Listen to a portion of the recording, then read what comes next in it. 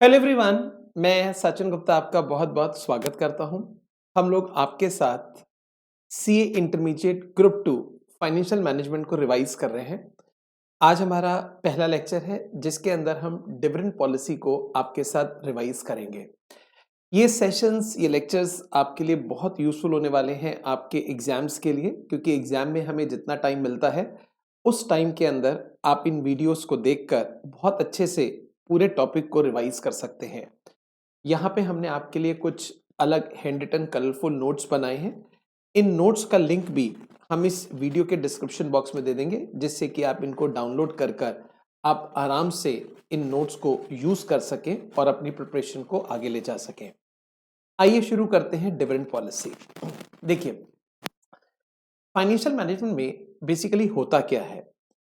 Financial management एक process है जिसके अंदर हम फाइनेंशियल डिसीजंस लेते हैं और फाइनेंशियल डिसीजन इस तरह से लेते हैं जिससे फर्म की जो वैल्यू है वो मैक्सिमाइज हो। एक तरह से ऐसे कहा जाता है, it is a process of making financial decision for increasing the value of a firm. एक तरह से फर्म की वैल्यू बढ़ाने के लिए जो भी हम फाइनेंशियल डिसीजंस लेते हैं, यही सारा फाइनेंशियल मैनेजमेंट कहलाता है। तीन तरह के फाइनेंशियल डिसीजन होते हैं। एक होता है फाइनेंसिंग डिसीजन, एक होता है इन्वेस्टिंग डिसीजन और एक होता है डिविडेंड डिसीजन। फाइनेंसिंग डिसीजन के अंदर हम लोग ये डिसाइड करते हैं कि हम फंड्स कहाँ से रेस करें। इन्वेस्टिंग डिसीजन के अंदर हम ये डिसाइड करते हैं कि हम अपने पैसे को किस प्रोजेक्ट के अंदर इन्वेस्ट करें। और डिविडेंड डिसीजन में हम इन्वेस्ट करते हैं, जो भी हम कमा रहे हैं उसमें से कितना हम अपने पास रखें री-इन्वेस्टमेंट पर्पस से और कितना हम शेयर होल्डर को डिस्ट्रीब्यूट कर दें। आइए, इसमें थर्ड डिसीजन जो हमारा होता है डिविडेंड डिसीजन, वो हम इस चैप्टर के अंदर पढ़ेंगे। आप देख रहे हैं जैसे नोट्स में सबसे पहले यहाँ पे मीनिंग ऑफ डिविडेंड दे रखा है। अब डिविडेंड का मतलब क्या होता है, पहले मैं आपको थोड़ा सा बताता हूँ। एक कंपनी है, उसने कुछ प्रॉफिट्स कमाए, सरकार को टैक्स पे कर दिया, प्रेफरेंस शेयर होल्डर को डिविडेंड दे दिया। अब उनके पास जो अमाउंट बचा, that is meant for equity share holder. इस जगह कंपनी को डिसीजन लेना पड़ता है, इसमें से कितना प्रॉफिट वो इक्विटी शेयर होल्डर को डिस्ट्रीब्यूट करे और कितना प्रॉफिट कंपनी अपने पास रिटेन करे। अगर हम मान लीजिए कंपनी के कुछ पास्ट ईयर्स को देखें, तो कंपनी की नॉर्मल अर्निंग्स है और कंपनी स्लाइटली डिविडेंड में ग्रोथ करती आ रही है। लेकिन इस बार कंपनी को ह्यूज प्रॉफिट्स हुए हैं। अब यहां पर कंपनी के सामने एक प्रॉब्लम है और प्रॉब्लम यह है, ह्यूज प्रॉफिट होने के कारण क्या शेयर होल्डर को डिविडेंड ज्यादा दें? मान लीजिए अगर वो डिविडेंड ज्यादा देते हैं और नेक्स्ट ईयर अर्निंग दोबारा से नॉर्मल हो जाती है, फिर ज्यादा डिविडेंड से कम डिविडेंड करना ये कंपनी के लिए मुश्किल रहेगा और यहां पर मार्केट प्राइस पे इंपैक्ट पहुंचेगा। अगर मान लीजिए कंपनी इस बार नॉर्मल ही डिविडेंड देती है जितना लास्ट ईयर देती आई है, तो ऐसा करने से अब कंपनी के पास प्रॉफिट्स ज्यादा रिटेन करने के लिए हो जाएंगे। और मान लीजिए कंपनी के पास कोई ज्यादा प्रॉफिटेबल अपॉर्चुनिटी नहीं है, तो ऐसे में अब ओवर कैपिटलाइजेशन की सिचुएशन अराइज हो जाएगी। तो कंपनी एक समस्या, एक प्रॉब्लम के अंदर है कि हमें डिविडेंड कितना देना चाहिए अगर इस बार हमें एबनॉर्मल प्रॉफिट्स हुए हैं। ये जो चैप्टर है, ये इस तरह के डिसीजंस लेने में कंपनी की मदद करता है। आइए शुरू करते हैं अपने नोट्स के थ्रू। सबसे पहले हम मीनिंग ऑफ डिविडेंड को देखेंगे। मैं नोट्स का साइज थोड़ा भी यहाँ बड़ा कर रहा हूँ, जिससे कि आप जिस कॉन्सेप्ट को देख रहे हैं वो आपको आराम से दिख सके। सबसे पहले मीनिंग ऑफ डिविडेंड कहा जाता है, it is that part of PAT, profit after tax, which is distributed to equity shareholder. जैसा कि मैंने आपको बताया, कंपनी ने प्रॉफिट्स कमाए, सरकार को टैक्स पे कर दिया, प्रेफरेंस शेयर होल्डर को डिविडेंड पे कर दिया। अब जो बचा वहां पे डिसीजन लेना है कितना कंपनी अपने पास रिटेन करे। जो कंपनी अपने पास रखती है उसको बोलते हैं रिटेन अर्निंग, और जो इक्विटी शेयर होल्डर को डिस्ट्रीब्यूट कर देते हैं उसको बोलते हैं इक्विटी डिविडेंड।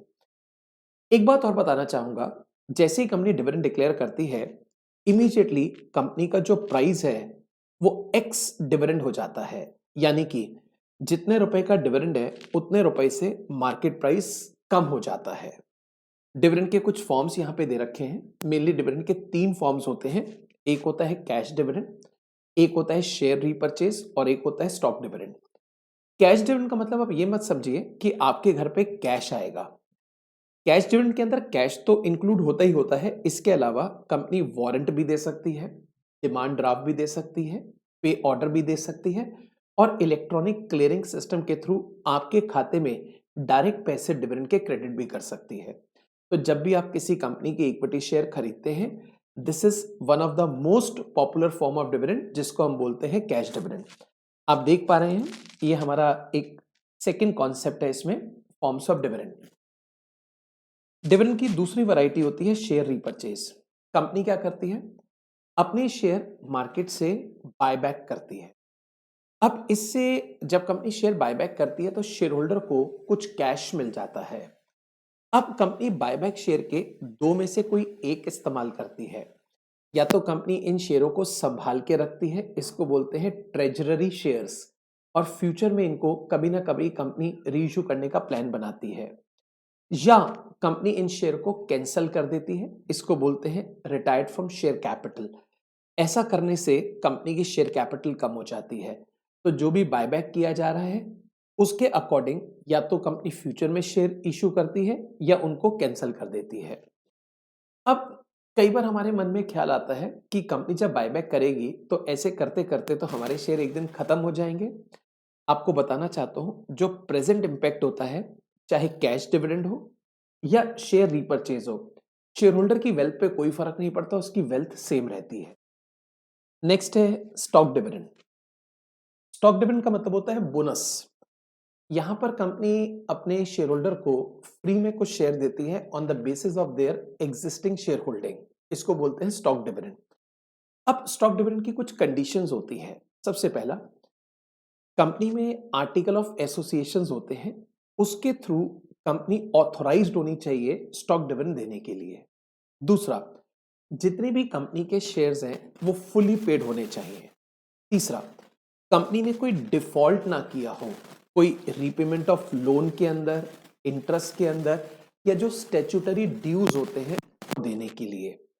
इसके अलावा ये जो बोनस शेयर है ये इशू कर सकते हैं शेयर प्रीमियम से, फ्री रिजर्व से।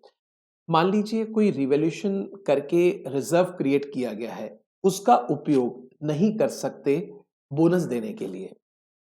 बोनस की एडवांटेज शेयर होल्डर को भी होती है, कंपनी को भी होती है। अगर स्टॉक डिविडेंड मिलता है तो शेयर होल्डर को सबसे पहली एडवांटेज है, उसके ऊपर शेयर होल्डर को इनकम टैक्स नहीं देना। दूसरा, बोनस डिविडेंड से कंपनी के नंबर ऑफ शेयर होल्डर के नंबर ऑफ शेयर्स बढ़ जाते हैं। तो फ्यूचर में अगर उसको कैश डिविडेंड मिलेगा तो उसका अमाउंट इंक्रीज होने के चांसेस बन जाते हैं। तीसरा, बोनस इश्यू करने से प्रोपोर्शनेट शेयर की मार्केट वैल्यू कम हो जाती है। जैसे मान लीजिए कंपनी 1:1 का बोनस इश्यू कर रही है, तो प्रेजेंट जो प्राइस है वो एग्जैक्टली हाफ हो जाएगा। ऐसा करने से शेयर होल्डर के हाथ में कुछ लिक्विडिटी आ जाती है। कम प्राइस होने की वजह से अब वो कुछ शेयर बेच के अपने अमाउंट को रियलाइज कर सकता है। कंपनी को क्या फायदा होता है, कई बार कंपनी प्रॉफिटेबल होती है बट उनके पास कैश नहीं होता क्योंकि मोस्टली सेल्स उन्होंने क्रेडिट पे करी है। अब ऐसे में हाथ में पैसे की तंगी है बट किताबें बहुत अच्छा प्रॉफिट बता रही हैं। अब अमाउंट रियलाइज होगा बट लेटर ऑन होगा, तो कंपनी क्या करती है, for the timing stock dividend दे देती है। कई बार कंपनी के पास पैसा भी है बट उनको ये पैसा कंजर्व करना है, उठा के रखना है एक इन्वेस्टमेंट के लिए, तो यहां पे कंपनी बोनस दे देती है। इसकी आप देखेंगे कुछ डिसएडवांटेज भी है जिसको हम बोलते हैं लिमिटेशंस। अगर हम लिमिटेशंस को डिस्कस करें तो शेयर होल्डर के लिए लिमिटेशन ये है, जो शेयर होल्डर की वेल्थ है वो सेम रहती है। क्योंकि आप देखिए, अगर 1:1 का बोनस है तो शेयर्स तो हो जाएंगे डबल, लेकिन मार्केट प्राइस हो जाएगा हाफ, तो टोटल वेल्थ सेम रहती है। कंपनी को डिसएडवांटेज ये है, यहां पर कंपनी के एडमिनिस्ट्रेशन कॉस्ट, एडमिनिस्ट्रेशन चार्जेस बहुत ज्यादा लग जाते हैं। इसमें हमारा नेक्स्ट कॉन्सेप्ट आता है significance of dividend policy. Dividend policy का सिग्निफिकेंस क्या है? कोई भी कंपनी जब डिविडेंड देती है तो वो दो बातों पे डिपेंड करता है। पहला, लॉन्ग टर्म फाइनेंसिंग डिसीजन, और दूसरा है वेल्थ मैक्सिमाइजेशन। अब लॉन्ग टर्म फाइनेंसिंग डिसीजन क्या है? जैसे सोर्सेज ऑफ फाइनेंस दो तरह के होते हैं, एक होता है डेट्स, एक इक्विटी। इक्विटी में भी फर्दर दो तरीके हैं, एक एक्सटर्नल और एक इंटरनल। एक्सटर्नल में कंपनी शेयर इशू करती है, इंटरनल में कंपनी रिटेन अर्निंग के थ्रू फाइनेंस करा लेती है। हमेशा इक्विटी इंटरनल ज़्यादा बेटर मानी जाती है क्योंकि यहाँ पर डाइल्यूशन ऑफ कंट्रोल के चांसेस नहीं रहते और साथ में कोई फ्लोटेशन कॉस्ट नहीं रहती। अब कंपनी को इन्वेस्टमेंट करने के लिए पैसे चाहिए। सबसे पहली बात, क्या कंपनी के पास कोई प्रॉफिटेबल अपॉर्चुनिटी है?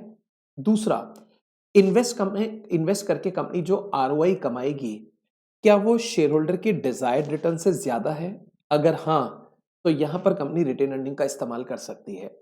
तो एक तरह से लॉन्ग रन में अगर कंपनी को फंड्स इन्वेस्ट करने के लिए चाहिए तो कंपनी इंटरनल इक्विटी को प्रेफर करती है, प्रोवाइडेड एक इन्वेस्टमेंट अपॉर्चुनिटी हो और दूसरा उसके ऊपर जो रिटर्न है वो शेयर होल्डर के डिजायर से ज्यादा हो।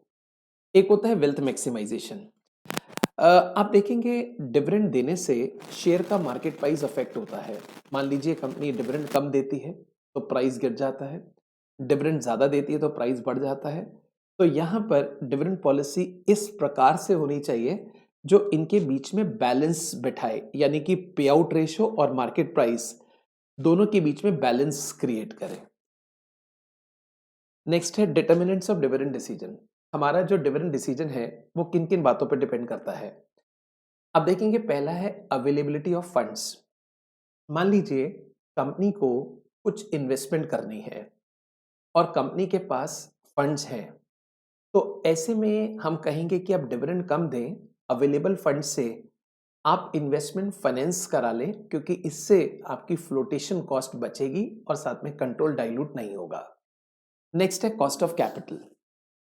दो सोर्सेज होते हैं फाइनेंस के, एक होता है डेट्स, एक इक्विटी। मान लीजिए कंपनी डेट्स प्रेफर कर रही है क्योंकि डेट्स एक चीपर सोर्स होता है। ऐसे में कंपनी यहाँ पर ज्यादा डिविडेंड देना अफोर्ड कर सकती है। लेकिन मान लीजिए कंपनी इक्विटी प्रेफर करती है इंस्टेड ऑफ डेट्स, तो इक्विटी में कंपनी इंटरनल सोर्स ले सकती है रिटेन अर्निंग। ऐसे में कंपनी कम डिविडेंड दे। नेक्स्ट है कैपिटल स्ट्रक्चर। आप जानते हैं हर कंपनी का डेट्स इक्विटी मिक्स डिफरेंट होता है। अब उन्होंने कोई एक आइडियल स्ट्रक्चर बना रखा होगा, भाई इतना डेट्स इतना इक्विटी। अब डिविडेंड देने से नो डाउट इम्पैक्ट आता है, तो अकॉर्डिंगली कंपनी डिसाइड कर सकती है कि उनका कैपिटल स्ट्रक्चर ऑप्टिमम किस सिनेरियो में रहेगा।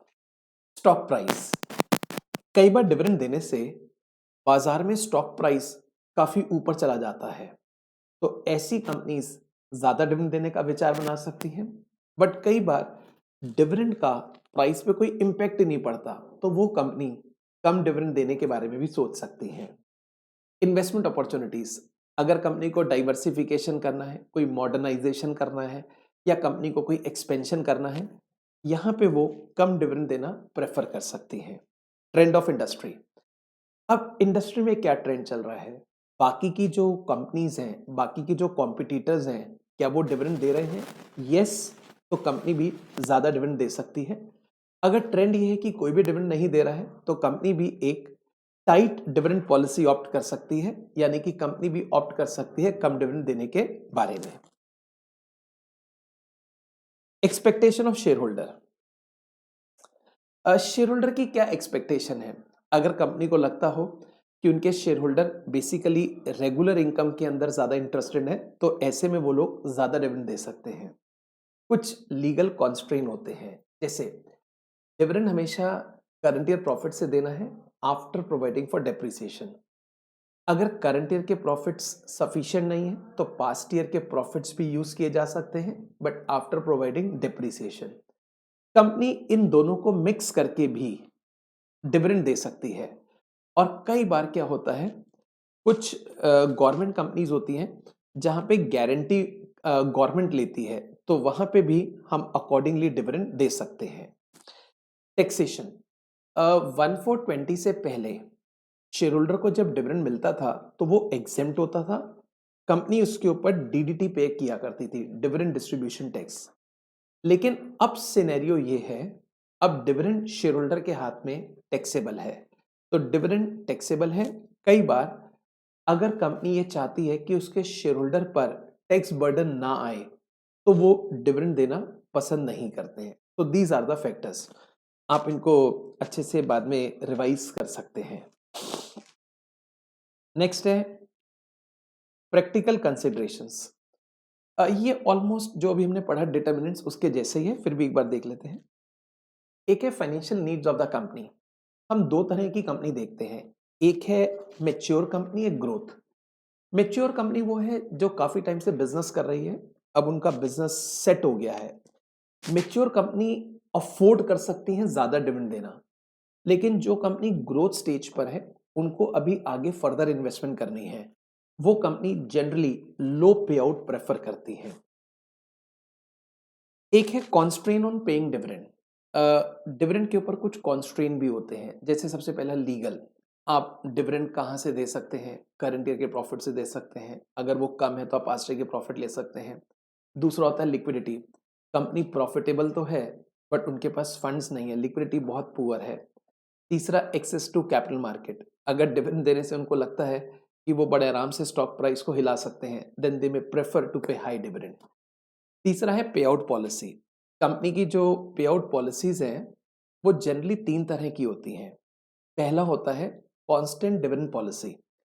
यहां पर कंपनी एक fixed amount of dividend per year देती है, लेकिन फिक्स्ड अमाउंट ऑफ डिविडेंड का मतलब ये नहीं है कि वो हमेशा फिक्स्ड रहेगा। इसका मतलब है कुछ ईयर तक फिक्स रहेगा। जैसे मैं आपको यहाँ पे एक एग्जांपल के थ्रू बता देता हूँ। मान लीजिए ईयर है 20,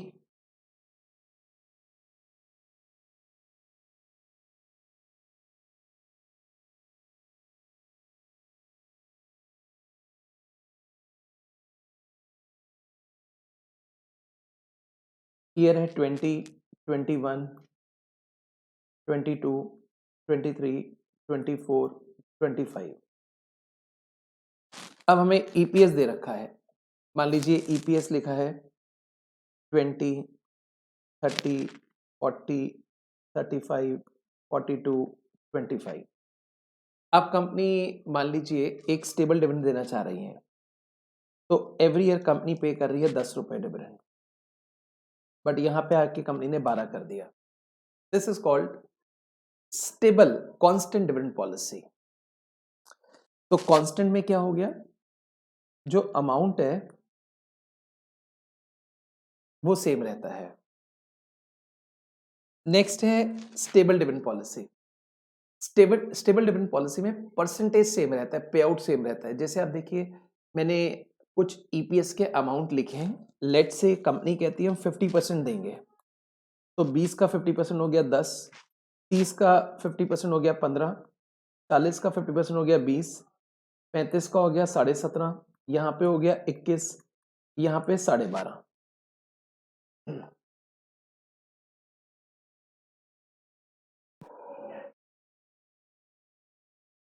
हाँ, तो एक तरह से कांस्टेंट के अंदर क्या हो रहा है, हम रुपए में डिविडेंड सेम दे रहे हैं और स्टेबल के अंदर परसेंटेज सेम है। एक और थर्ड टाइप होता है जो यहाँ पे मेंशन नहीं है, वो है extra dividend in year of prosperity.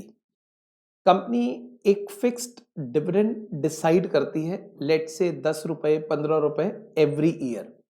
साथ में बोलते हैं अगर किसी ईयर में हमें अर्निंग एक सर्टेन अमाउंट से ज्यादा होगी, जैसे ईपीएस हमारा 50 से ज्यादा होगा या 60 से ज्यादा होगा, तो उस केस में एक्सेस का हम 10, 15, 20% और दे देंगे, एक परसेंटेज और डिसाइड करते हैं। तो जिस भी ईयर में उनकी अर्निंग एक्सपेक्टेशन से ज्यादा होती है, तो एक्सेस का एक स्पेसिफिक परसेंटेज और डिस्ट्रीब्यूट किया जाता है।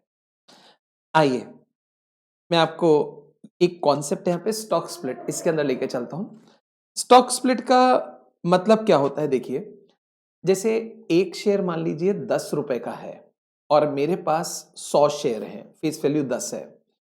कंपनी ने कहा हम एक शेयर के 5 हिस्से कर रहे हैं, यानी कि अब उसकी फेस वैल्यू 10 की बजाय 2 रुपए हो जाएगी। मेरे पास जो 100 शेयर थे वो 500 शेयर में कन्वर्ट हो जाएंगे, क्योंकि पहले 100 शेयर 10 रुपए के हिसाब से 1000 रुपए के थे, अब 500 शेयर 2 रुपए के हिसाब से 1000 के हो जाएंगे। ये वही बात हो गई, मान लीजिए आपके पास 10 रुपए का एक नोट है, उसके बदले हम आपको 2-2 रुपए के 5 कॉइन दे दें, तो आपका नोट स्प्लिट हो गया, 5 भाग में वैल्यू आपकी सेम है। इसको बोलते हैं स्टॉक स्प्लिट। इसकी एडवांटेज ये है, इससे शेयर अफोर्डेबल हो जाता है। बहुत सारी कंपनीज ऐसी हैं जिनके शेयर प्राइस हजारों में है, बल्कि कुछ कंपनी ऐसी हैं जिनके शेयर प्राइस लाखों में है। अब वो शेयर अगर हम खरीदने जाएं तो एक शेयर खरीदने के लिए भी लाखों रुपए चाहिए। लेकिन अगर कंपनी अपने एक शेयर को 10 भाग में बांट दे तो इससे अब उसका वैल्यू कम हो जाता है, शेयर अफोर्डेबल हो जाता है। साथ में नंबर ऑफ शेयर्स इंक्रीज हो जाते हैं, थोड़ी लिक्विडिटी आ जाती है, इन्वेस्टर एक का 2 शेयर उसमें से बेचकर थोड़ा सा पैसा भी अपने पास रख सकता है। लेकिन इसकी लिमिटेशन ये है, कंपनी के एंड पर यहाँ पे एडमिनिस्ट्रेशन एक्सपेंसेस लगते हैं, एक्स्ट्रा एक्सपेंडिचर होते हैं और कुछ स्पेकुलेटर सटोरिये भी स्टॉक मार्केट में आ जाते हैं और वो कंपनी के प्राइस के अंदर कुछ आर्टिफिशियल इंक्रीज डिक्रीज करना शुरू कर देते हैं। आइए मैं आपको यहां से अब आगे लेके चलता हूं। इधर से हमारी जो थ्योरीज हैं वो शुरू होती हैं। डिविडेंड पॉलिसी की 2 थ्योरीज हैं, एक इररेलेवेंस, दूसरी रेलेवेंस। जो इररेलेवेंस थ्योरी है वो एमएम ने दी थी, यानी कि मोदी गिलानी मिलर ने। इस थ्योरी को हम इररेलेवेंस थ्योरी इसलिए बोलते हैं क्योंकि इस थ्योरी ने कहा डिविडेंड का कंपनी की वैल्यू पे कोई फर्क नहीं पड़ता। आप डिविडेंड दें या ना दें, जो कंपनी की ओवरऑल वैल्यू है वो सेम रहती है। कंपनी की जो वैल्यू है वो डिविडेंड से नहीं बल्कि अर्निंग्स से अफेक्ट करती है। इस बात का कोई फर्क नहीं पड़ता कि आप अपनी अर्निंग्स को कैसे स्प्लिट करते हैं डिविडेंड और रिटेन अर्निंग में। फॉर एग्जांपल, 2 कंपनीज हैं, उनकी अर्निंग सेम है। पहली कंपनी ने बहुत ज्यादा डिविडेंड दिया, दूसरी कंपनी ने बहुत कम डिविडेंड दिया। एमएम ने कहा इन दोनों कंपनीज की वैल्यू सेम रहेंगी क्योंकि इनकी अर्निंग सेम है। अर्निंग इस बात पे डिपेंड नहीं करती कि आपने किस तरह से उसको 2 हिस्सों में बांटा है, एक डिविडेंड और एक रिटेन अर्निंग। अर्निंग कैपेसिटी के हिसाब से वैल्यू निकाली जाती है। एमएम ये कहता है, मान लीजिए एक कंपनी है, उसने डिविडेंड दे दिया। अब डिविडेंड देने के बाद उनको फंड्स की जरूरत पड़ेगी। अब फंड्स कहां से आएंगे? इक्विटी के माध्यम से। और यहां पर कंपनी एक्सटर्नल सोर्स अपनाएगी, नए शेयर इशू करेगी, कंपनी का कंट्रोल भी डाइल्यूट होगा। आइए थोड़ा थ्योरीज के बारे में पढ़ते हैं। ये जो थ्योरी है जैसे आप देख पा रहे हैं, फ्रैंको मोदिग्लानी, मर्टन मिलर ने हमें 1961 में दी थी और इन्होंने कहा जो वैल्यू है वो डिपेंड करती है solely on its earning power, not on the way in which it is split up between dividend and retained earning. इसकी कुछ अजम्पशंस हैं। पहला है परफेक्ट कैपिटल मार्केट, यानी कि स्टॉक मार्केट में जो इंफॉर्मेशन है वो सभी के पास अवेलेबल है, हम स्टॉक मार्केट को प्रिडिक्ट कर सकते हैं। सेकेंड है नो टैक्सेस, यहाँ पे किसी भी प्रकार का कैपिटल गेन टैक्स या इनकम टैक्स नहीं है। नेक्स्ट है फिक्स इन्वेस्टमेंट पॉलिसी, कंपनी की जो इन्वेस्टमेंट पॉलिसी है वो फिक्स्ड है, डिटरमाइंड है, पहले से मालूम है कहाँ कितना इन्वेस्ट करना है। इसके अलावा कोई फ्लोटेशन ट्रांजैक्शन कॉस्ट नहीं है, जब भी हम शेयर बेचेंगे खरीदेंगे तो उसमें कोई कमीशन ब्रोकरेज नहीं लगेगा और अनसर्टेनिटी नाम की कोई भी चीज नहीं है। इसके एडवांटेजेस हैं, ये एक लॉजिकल कंसिस्टेंट है। सेकंड, एक सेटिस्फैक्टरी फ्रेमवर्क प्रोवाइड कराता है डिविडेंड पॉलिसी पर। कुछ इसकी लिमिटेशंस हैं। जो अजम्पशंस हमने ऊपर पढ़ी हैं दे आर क्वेश्चनेबल, जैसे अजम्पशन कहते हैं no transaction cost, perfect capital market. ये अजम्पशन रियल लाइफ में फिट नहीं बैठती हैं और कई बार अनसर्टेनिटी रहती है, वहां पे मॉडल ठीक से काम नहीं करता। हमने इसका फॉर्मूला यहाँ पे लिखा है, P0 is equals to P1 plus D1 divide by 1 plus KE। P0 का मतलब होता है करंट मार्केट प्राइस, P1 का मतलब होता है price at the end of year 1, D1 का मतलब होता है dividend at the end of year 1 and KE is cost of equity. आप शॉर्टफॉल का अमाउंट कैसे निकालेंगे? सबसे पहले आप देखिए इन्वेस्टमेंट कितनी करनी है, फिर आपके पास फंड्स कितने अवेलेबल हैं, जो भी आपने प्रॉफिट कमाए हैं उसमें से आप डिविडेंड दे दें, जो बचेगा इस funds available, rest is shortfall. उस शॉर्टफॉल को रिकवर करने के लिए आप नए शेयर इशू करेंगे, जो आपका करंट मार्केट प्राइस है, तो यहां से नंबर ऑफ शेयर्स निकल आएंगे। इसके बाद वैल्यू ऑफ फर्म का हमने फॉर्मूला दिया है, एन का मतलब है existing equity share, delta N का मतलब है एडिशनल इक्विटी शेयर, P1 का मतलब आप जानते हैं minus I plus E divide by 1 plus KE। अब यहां से लेके चलते हैं वॉल्टर। वॉल्टर का मॉडल इज वेरी पॉपुलर, इस पे एग्जाम में बहुत सारे क्वेश्चंस आते हैं। पहले इसकी कुछ अजम्पशंस देखते हैं। पहला, all investment are finance through retain earning. यहाँ पे कंपनी अपनी इन्वेस्टमेंट को फाइनेंस कराएगी इंटरनल इक्विटी से। Second, R and K E are constant. देखिए, आर का मतलब होता है rate of return on retain earning और के ई का मतलब होता है कॉस्ट ऑफ इक्विटी। मैं इसको डिटेल में थोड़ा आगे पढ़ाऊंगा। बाकी perfect capital market, no tax, no flotation cost, और जो लाइफ है वो परपेचुअल है। Advantage, this model is very simple to understand और ये डिफरेंट पॉसिबल मार्केट प्राइस बताते हैं डिफरेंट सिचुएशन पे। आपको आगे जाके एक कॉन्सेप्ट करेंगे टाइप्स ऑफ फर्म, वहां पे इसको थोड़ा सा एक्सप्लेन करेंगे। नेक्स्ट है limitations. Does not consider all factors affecting dividend policy and share price. यहाँ पे हम सारे फैक्टर्स कंसिडर नहीं कर रहे, कुछ फैक्टर्स के बेसिस पे ही हम डिविडेंड और शेयर प्राइस का रिलेशन बिठा रहे हैं। यहाँ पे टैक्सेशन, लीगल, कॉन्ट्रेक्चुअल ऑब्लिगेशंस को इग्नोर कर दिया जाता है। इसका फॉर्मूला है P is equals to D plus E minus D into R by K E whole by K ई। अब ये एक फर्म के बारे में दे रखा है, मैं आपको इसको जरा समझाऊंगा, आप ध्यान से मेरी बात सुनिएगा। एक होता है आर, एक के ई। मान लीजिए एक कंपनी है, उसने कुछ प्रॉफिट कमाया। अब कंपनी उस प्रॉफिट में से कुछ हिस्सा अपने पास रखेगी, कुछ शेयर होल्डर को देगी एज अ डिविडेंड।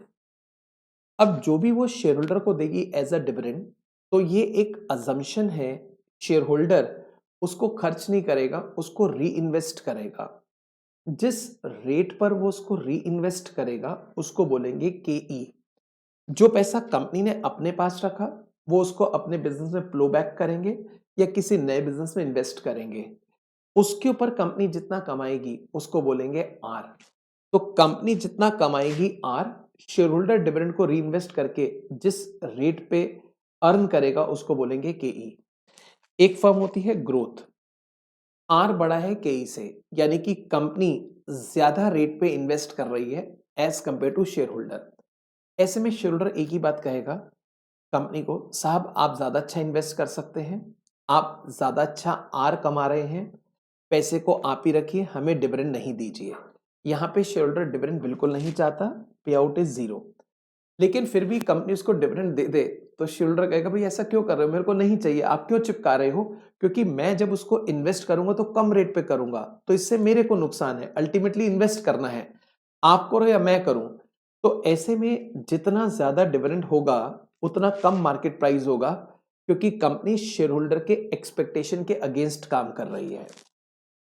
एक होता है डिक्लाइन, आर, यानी कि कंपनी कम रेट पे इन्वेस्ट करती है, शेयर होल्डर ज्यादा पे इन्वेस्ट करता है। शेयर होल्डर कंपनी को कहता है भैया आपको कुछ नहीं आता, मेरे को पैसा दो, मैं इन्वेस्ट करूंगा। तो ऐसे में वो चाहता है कि सारा प्रॉफिट उसको मिल जाए, 100% पे आउट। जितना ज्यादा कंपनी डिविडेंड डिस्ट्रीब्यूट करेगी शेयर होल्डर उतना खुश होता है, क्योंकि पैसे का अल्टीमेट यूटिलाइजेशन इन्वेस्टमेंट पर्पज से बेहतर हो रहा है, तो यहां रिलेशन होता है पॉजिटिव। एक होता है कांस्टेंट फर्म, कंपनी भी सेम रेट पे इन्वेस्ट कर रही है, शेयर होल्डर भी। शेयर होल्डर कहता है मुझे कोई फर्क नहीं पड़ता, आप रखो, मुझे तो अल्टीमेटली सेम रेट पे इन्वेस्ट होना है। तो एवरी पे आउट रेशियो इज ऑप्टिमम और यहां पर कोई रिलेशन नहीं होता। इसके बाद एक है गॉर्डन मॉडल। गॉर्डन मॉडल भी रेलेवेंस थ्योरी का पार्ट है। उसमें कुछ अजम्पशंस हैं। पहला, फर्म सिर्फ इक्विटी से फाइनेंस कराती है, there are no debts. R constant है, के ई कांस्टेंट है, रिटेंशन रेशियो कांस्टेंट है, यानी कि पे आउट भी कांस्टेंट है।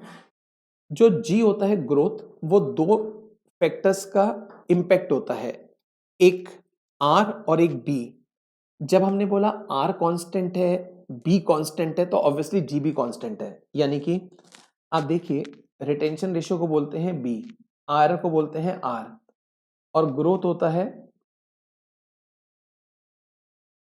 Are into B. तो इस तरह से ग्रोथ भी कांस्टेंट हो गई। नेक्स्ट असम्पशन है के ई बड़ा है जी से, और जितनी इन्वेस्टमेंट है वो रिटेन अर्निंग से फाइनेंस होती है। आप देखिए यहां भी रिटेन अर्निंग से फाइनेंस था, जबकि यहां पर इक्विटी शेयर से फाइनेंस है।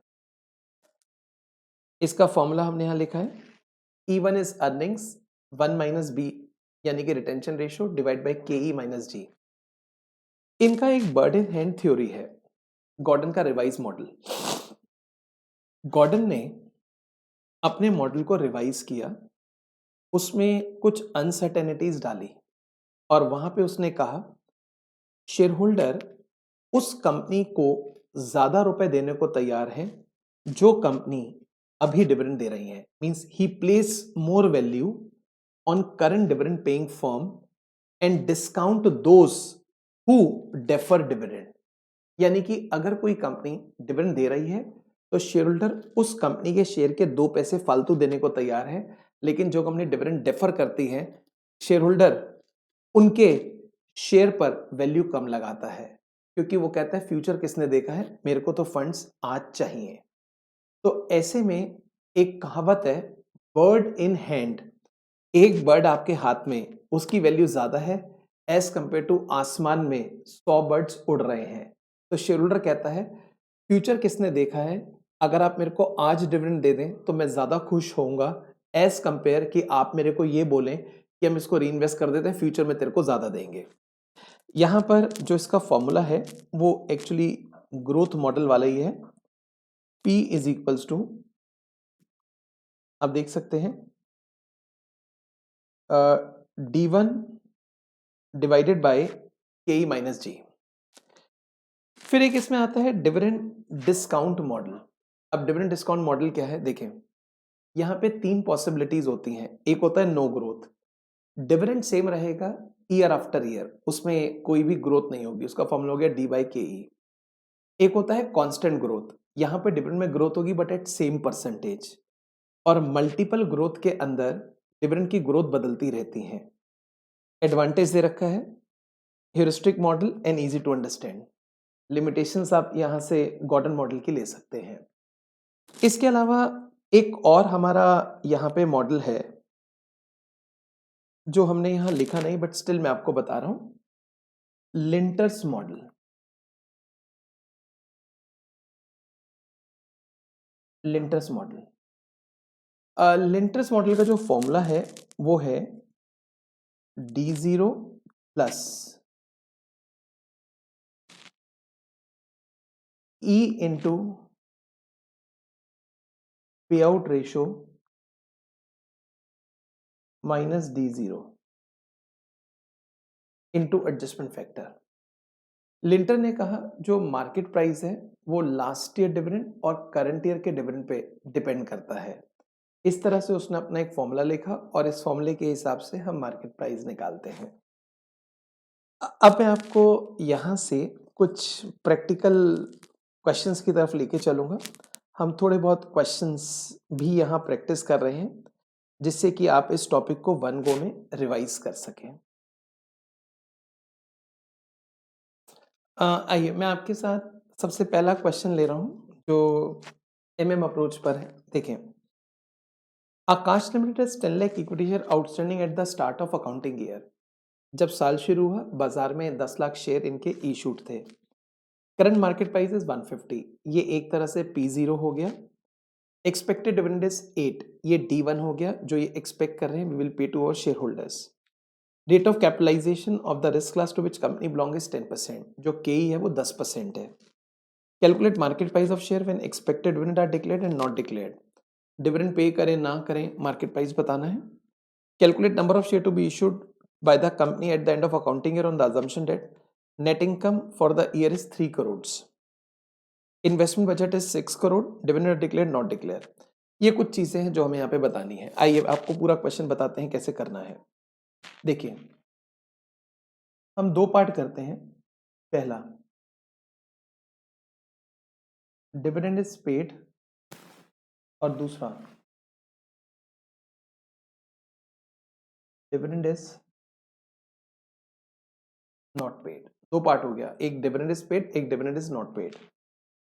अब डिविडेंड इज पेड में फॉर्मूला बनेगा P0 is equals to P1 plus D1 divide by 1 plus KE। Same formula right side पर। अभी हमारा करंट प्राइस है 150, P1 बताना है, D1 कितना 8, 1 प्लस KE, KE है 10%। अब यहां से P1 चेक करते हैं कितना आता है। 157। यहाँ पे 150। P1 we have to find out, dividend company दे नहीं रही है, 1 प्लस के ई, तो P1 विल बी 165। ये हमारा पहला स्टेप रहता है। अब हमें शॉर्टफॉल निकालना है। अब देखिए कंपनी कितना इन्वेस्ट करने का सोच रही है। यहाँ पे दे रखा है 6 करोड़, जबकि कंपनी के पास कितने फंड्स अवेलेबल हैं। क्वेश्चन कहता है कंपनी ने 3 करोड़ रुपए नेट इनकम कमाई है, लेकिन इसमें से डिविडेंड देंगे तो फंड्स कम हो जाएंगे।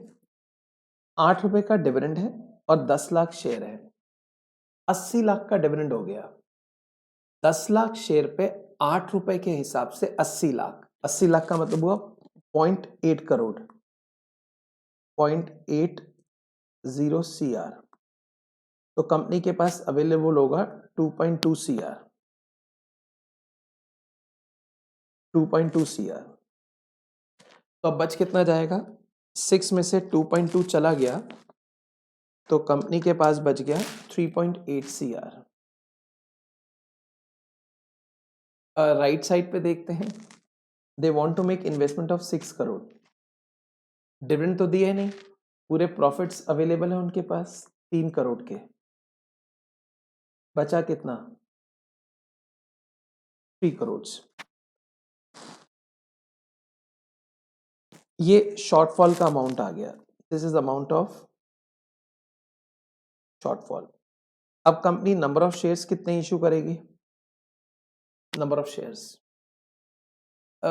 यहां पर 3.8 करोड़ को रेस करने के लिए they will issue share eight 157, 3.8 crore.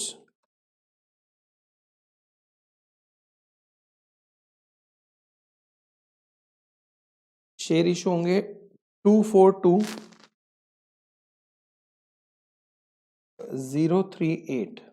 Decimal में आ रहा है, मैंने इतना ही लिखा है। यहां पर 3 करोड़ का शॉर्टफॉल है और शेयर जो करंट मार्केट प्राइस होता है उस पे इशू करते हैं। फेस वैल्यू भले ही कम हो, कंपनी डिफरेंस को प्रीमियम ट्रीट करती है, तो 165 के अकॉर्डिंग शेयर इशू होगा। तो यहां से नंबर ऑफ शेयर्स हो जाएंगे 181818। अब वैल्यू निकालनी है। वैल्यू कैसे निकालेंगे, सबसे पहले लेते हैं पुराने शेयर्स। 10 लाख शेयर पुराने हैं प्लस नए शेयर्स 242,038। हमने 10 लाख में नए शेयर ऐड कर दिए into 157 minus investment 6 crore plus income divide by 1 plus के। हमें चेक करना है कितना होता है, आइए देखते हैं एक बारी।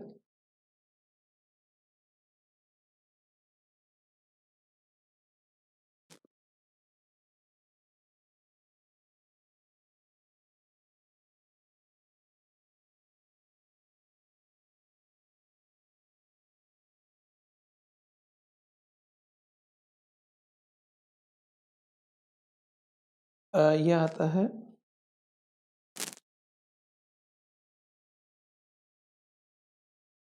1500 लैक्स, 1500 लाख, या एक तरह से वी कैन से 15 करोड़। और इस तरफ देखते हैं, पुराने शेयर थे 10 लाख, नए शेयर हैं 181818। इन शेयरों की मार्केट वैल्यू है 165 के अकॉर्डिंग। इन्वेस्टमेंट करना है 6 करोड़, अर्निंग्स है 3 करोड़, 1 प्लस के ई। यहां से देखते हैं कितना आंसर आता है।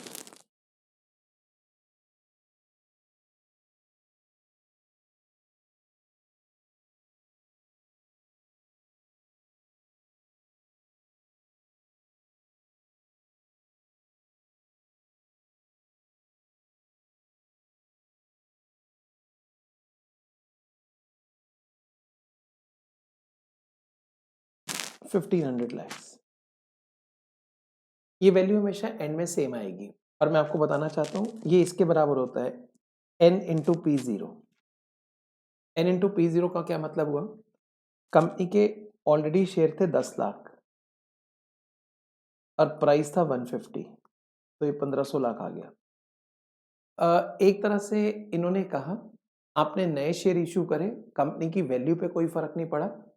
बिगिनिंग में कंपनी के पास 10 लाख शेयर थे और एक शेयर 150 रुपए का था, तो आपने देखा उनकी वैल्यू 1500 लाख है।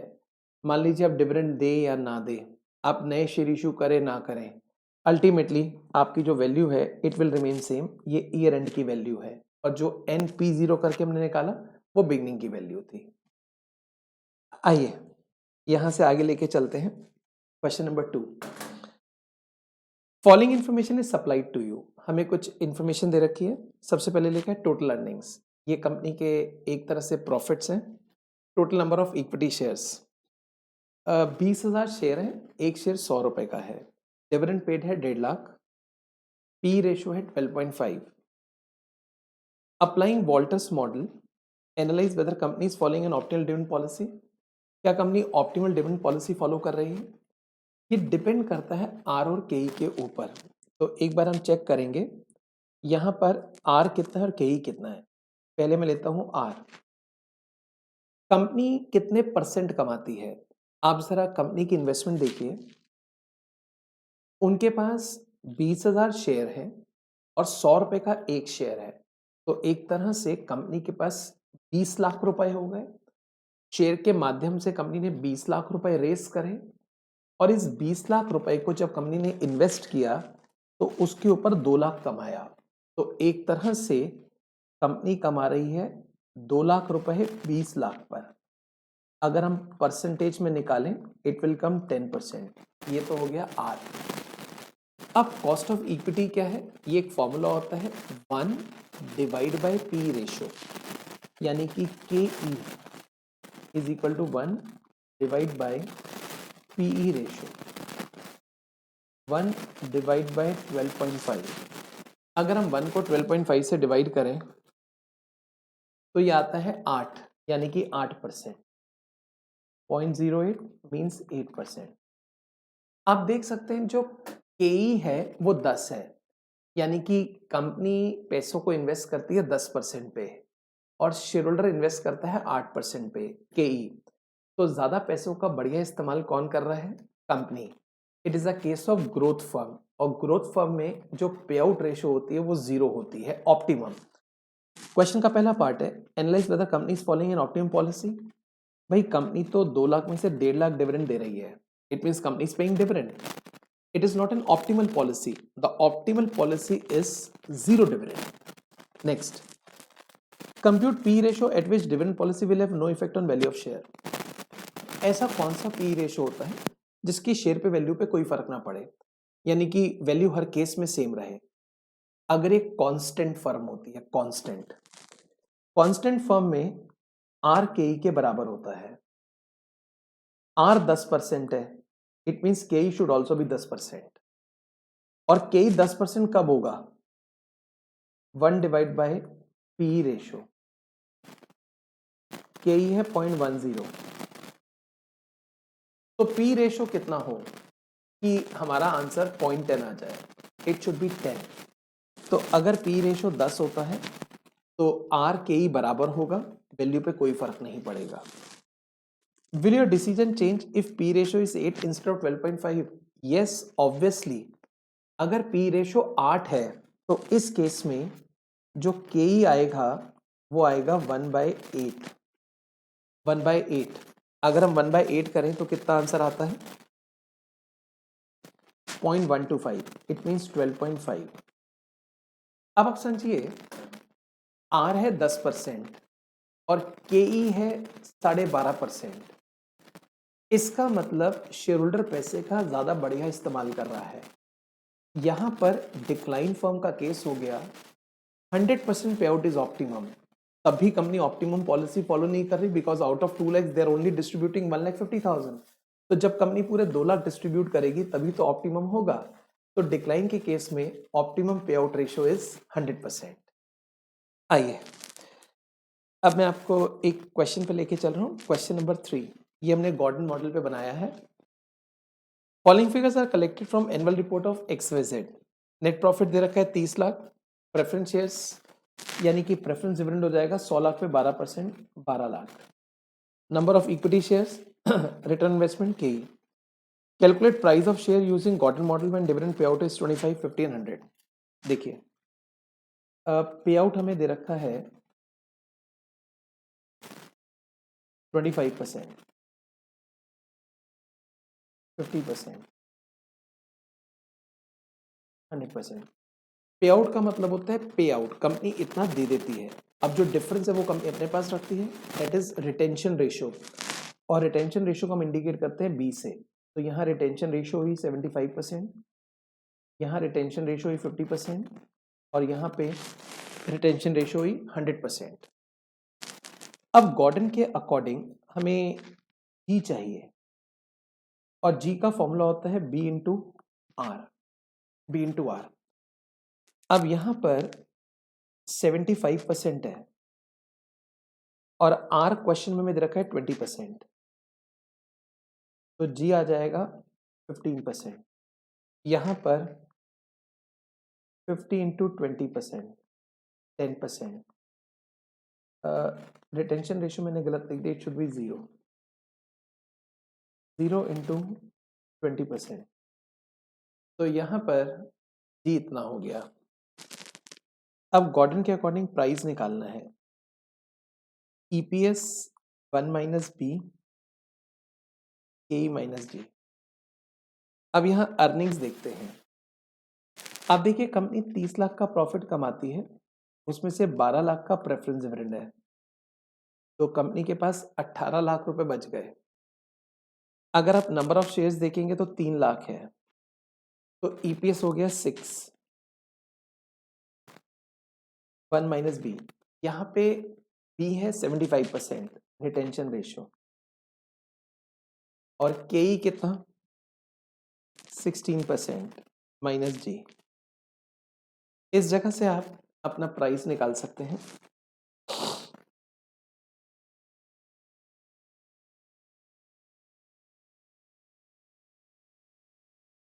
₹150। अगर हम नेक्स्ट केस में देखें, E will remain same 6, 1 minus B, 1 minus B में 0.50 divide by K E minus ji.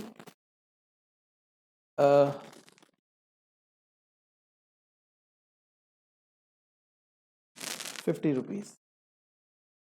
Next 6, 1 minus B, K E 16%, ji is 0। एक मिनट, इज 0, तो 6 divide by 0.16, 37.5। This is the market price of share by Gordon. I hope आपको यहाँ तक की बात समझ आई होगी। अब मैं आपको यहाँ से आगे लेके चलता हूँ। एक्चुअली फोर्थ और क्वेश्चन नंबर एक case scenario, they are almost on the same concept. जो क्वेश्चन नंबर फोर्थ है वो स्टडी मटेरियल का एक इलस्ट्रेशन है। पहले मैं आपके साथ केस सिनेरियो डिस्कस कर लेता हूँ। आइए, KGF Chemical Limited, a prominent player in chemical industry, faces the challenge of determining its growth trajectory and dividend policy to maximize shareholder value, with expectation of significant growth in near term and stabilization in long run. Company must strategically manage its resources to align to investor expectation. KGF Chemical, a leading manufacturer and supplier of specialty chemical catering to diverse industries, pharma, agricultural manufacturing. Established with a commitment to innovation and quality, the company has geared a strong market presence over the years. The company is projected to experience robust growth at the rate 14% per annum for the next 4 years. Subsequent, the growth rate is expected to stabilize at national economy 7%. अगले 4 साल growth रहेगी 14, फिर constant हो जाएगी 7 पर। The forecast reflect both companies expansion plan and broader economic landscape. KGF Chemical had paid 2 per share dividend last year. The management faces crucial decision of balancing dividend payout with reinvestment opportunities to sustain growth and meet shareholder expectation.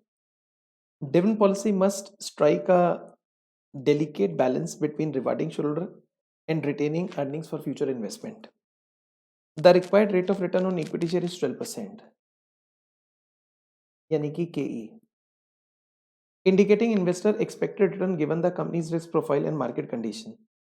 Management must carefully assess investment opportunities to ensure they meet or exceed the threshold, thereby generating value for shareholder over the long run. In navigating dynamic landscape of the chemical industry, KGF Chemical must adopt a proactive approach to managing growth and dividend policy. By aligning strategic decision with investor expectation and marketing dynamics, company can position itself for sustainable success while maximizing shareholder value.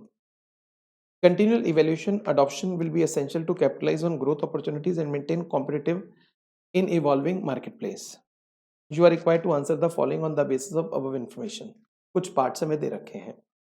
इसके पहले मैं आपको बताता हूँ, ये question जो है या केस सिनेरियो है, ये डीडीएम के ऊपर है, डिविडेंड डिस्काउंट मॉडल. इसमें एक मल्टीपल ग्रोथ का फॉर्मूला होता है, कॉन्सेप्ट होता है, उसके ऊपर बेस्ड है. कैसे इसको हम कर सकते हैं देखिए. सबसे पहले यहाँ पे हम प्राइस निकालना चाहते हैं, तो D1 1 प्लस KE बार 1, D2 1 प्लस KE बार 2, D3 1 प्लस KE बार 3, D4 1 प्लस KE बार 4. 4 साल तक ग्रोथ कांस्टेंट है, उसके बाद ग्रोथ में बदलाव हो रहा है. अब यहां पर हम मार्केट प्राइस निकालेंगे फोर्थ ईयर के एंड में. फोर्थ ईयर के एंड में एक्चुअली मार्केट प्राइस होता है फ्यूचर के डिविडेंड की प्रेजेंट वैल्यू. आप डिविडेंड ईयर 1 का ले रहे हैं, 2 का ले रहे हैं, 3 का ले रहे हैं, 4 का ले रहे हैं, इनकी प्रेजेंट वैल्यू निकाल लें. इसके बाद अब डिविडेंड कांस्टेंट हो रहा है, कांस्टेंट पूरे जीवन में कांस्टेंट हो रहा है, तो यहां पे हम निकालेंगे D5 KE minus G into 1 by KE पार 4. मैं एक बार आपको मतलब बताता हूं. किसी भी कंपनी के शेयर का मार्केट प्राइस क्या होता है. कंपनी अपने जीवन काल में जितना भी डिविडेंड दे उसकी प्रेजेंट वैल्यू निकाल लो. दिक्कत ये होती है कंपनी की जो लाइफ है वो परपेचुअल है. अब हम करते क्या है, जैसे यहां पर 4 साल डिविडेंड कांस्टेंट है. अब उन 4 साल का डिविडेंड तो हमें मालूम है, सॉरी मैंने गलत बोल दिया. 4 साल डिविडेंड में ग्रोथ जो है वो कांस्टेंट है. 4 साल तक जो ग्रोथ है वो क्वेश्चन में 14% है. तो यहां पे हम 4 साल का डिविडेंड निकाल सकते हैं, उसकी प्रेजेंट वैल्यू में निकाल लेंगे. इसके बाद पूरी लाइफ में ग्रोथ 7% होगी. अभी एक इनफाइनाइट सीरीज बन गई. हम सवाल को 2 हिस्सों में बांटेंगे. पहला, शुरू के 4 साल, शुरू के 4 साल यहां पर कंपनी कितना डिविडेंड देगी उसकी प्रेजेंट वैल्यू निकाली जाएगी. फिर फोर्थ ईयर के बाद डिविडेंड ग्रोथ कांस्टेंट हो रही है, तो यहां पे हम मार्केट प्राइस निकालेंगे सम ऑफ एपीजीपी के फॉर्मूले से इनफाइनाइट सीरीज, और वो ऐसे निकलता है. उसकी present value 1 by 1 plus KE के थ्रू निकलेगी. तो यहां से क्या होगा, शुरू के 4 साल की कैलकुलेशन अलग, उसके बाद फोर्थ ईयर का प्राइस हमें दे रखा है, दोनों को जोड़ देंगे तो करंट मार्केट प्राइस आ जाएगा. अब आप देखिए, जैसे 2 रुपए डिविडेंड लास्ट ईयर था, इसमें 14% ग्रोथ होगी, तो मैं 2 में 14% ग्रोथ कर रहा हूं. ये आता है 2.28, 2 में 14% ग्रोथ. अब मैं इसमें दोबारा 14% ग्रोथ कर रहा हूं, ये आ गया 2.60. मैं थोड़ा राउंड ऑफ करके लिख रहा हूं. अब इसमें दोबारा 14% ग्रोथ, 2.96. इसमें दोबारा 14% ग्रोथ, 3.38. लेकिन 4 साल के बाद अब ग्रोथ 7% होगी, तो 3.38 का 7% प्लस कर देंगे 3.62 डिवाइडेड बाय जो केई है वो 12% है, तो 1 प्लस 0.12 पार 1, 0.12 पार 2, 0.12 पार 3 पार 4, के ई 12%, और जो ग्रोथ हो रहा है वो 7% है अब से, इनटू यहां फैक्टर फोर्थ ईयर का लेंगे क्योंकि प्राइस फोर्थ ईयर के एंड में निकल रहा है। फोर्थ ईयर के एंड में जब प्राइस निकालते हैं तो उसका फॉर्मूला होता है D5। अगर आप करंट ईयर का प्राइस निकालेंगे तो फॉर्मूला होगा D1, फॉर्मूला होगा D1 अगर करंट ईयर का निकालेंगे।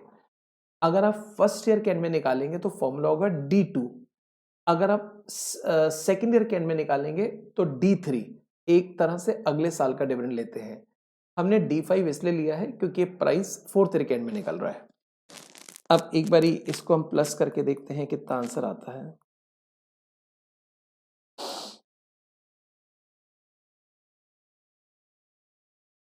uh, 2.28, 0.893, 2.6, 0.797, 0.712,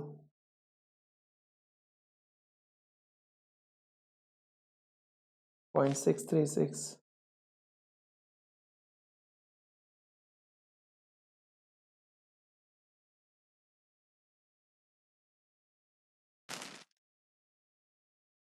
72.4, 0.636। चेक करके देखते हैं कितना।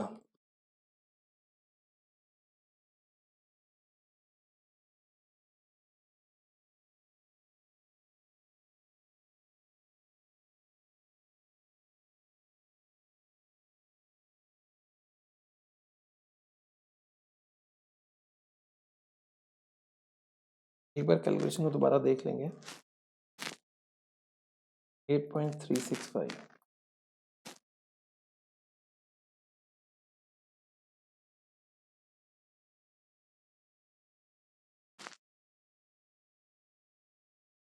दोनों का टोटल किया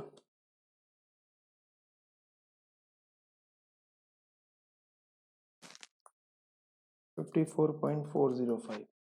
एक बार एमसीक्यू चेक करते हैं क्वेश्चन के क्या क्या है। पहला, what is the expected dividend at the end of fourth year. Expected dividend बताना है at the end of fourth year, यानी कि D4 3.38, राउंड ऑफ कर रखा है तो 3.37। What is the present value of expected dividend to be received in next 4 years। 8.8365, B is the answer. Determine the market price of share at the end of fourth year. Market price is 72.4, 72 actually यही होगा, round of कर रखा है 0.4। Determine the present value of market price at the end of fourth year, 54.405।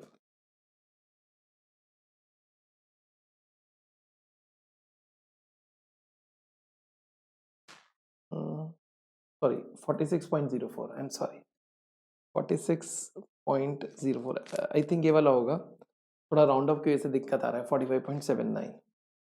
Market price of today is 54.4,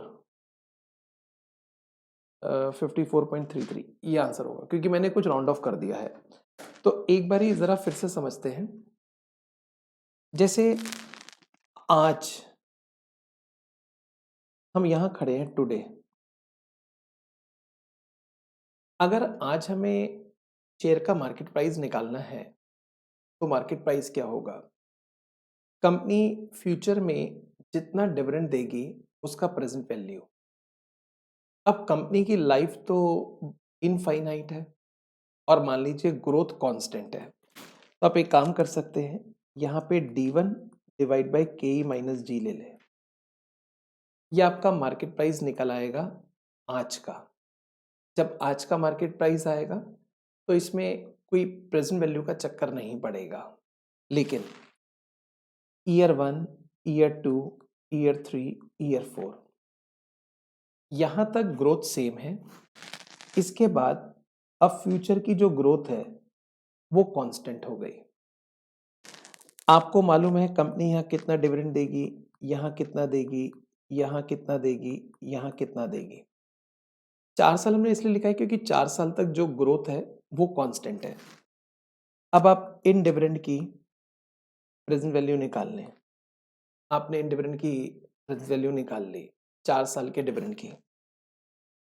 इसके बाद आप यहीं पर ही मार्केट प्राइस निकालें, ये मानते हुए कि फ्यूचर का डिविडेंड सेम है। जैसे आपने शुरू में निकाला था, अब वो प्राइस आप यहां निकालें। ये प्राइस आप निकाल रहे हैं 4th ईयर के एंड में, तो आप यहां लेंगे D5 KE माइनस T। ये प्राइस आएगा 4th ईयर के एंड में। अब इसकी प्रेजेंट वैल्यू निकालने के लिए पीवी फैक्टर ले लेंगे 4th ईयर का। अगर आप इन सब का टोटल कर दें तो ये टुडे का मार्केट प्राइस आ जाएगा। डिविडेंड 4 साल का, उनकी प्रेजेंट वैल्यू, 4th ईयर के प्राइस, उसकी प्रेजेंट वैल्यू, इनको जोड़ दें तो करंट मार्केट प्राइस आ जाएगा। ये हमारा डिविडेंड पॉलिसी का रिवीजन था। आई होप आपने इसको अच्छे से समझा होगा। अब हम लेक्चर 2 में लीवरेज टॉपिक को रिवाइज करेंगे, तब तक आप इसको अच्छे से देख लें। मैं इस नोट्स को वीडियो के डिस्क्रिप्शन बॉक्स में डाल दूंगा। आई होप आपको यहाँ तक अच्छे से टॉपिक समझ आ गया होगा। Thank you very much. Take care. Bye bye.